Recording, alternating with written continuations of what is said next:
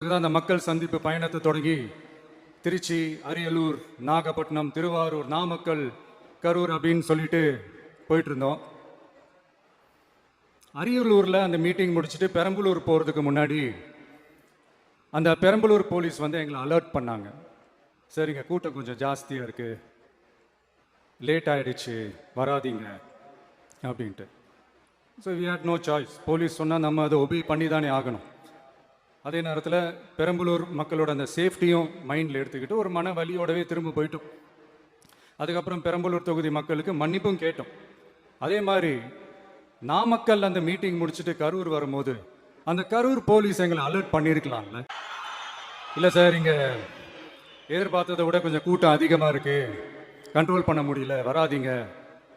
And police நினச்சா அவங்க அந்த மீட்டிங்கே கேன்சல் பண்ணலாம்.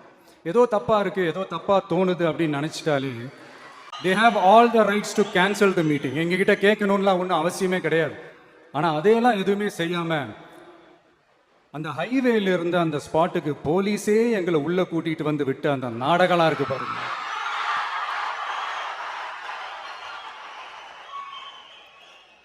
நம்பிட்டேங்க, முழுசாக நம்பிட்டேன்.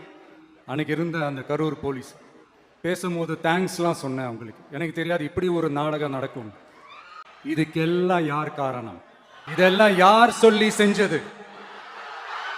இப்படி பண்ணுங்க, அப்படி பண்ணுங்க, சப்போஸ் அப்படி நடந்தா இப்படி பண்ணுங்க, சப்போஸ் இப்படி நடந்தா இந்த மாதிரி இன்ஸ்ட்ரக்ஷன்ஸ்லாம் கொடுத்து அந்த ப்ரெஷர் போடுறது யாரு?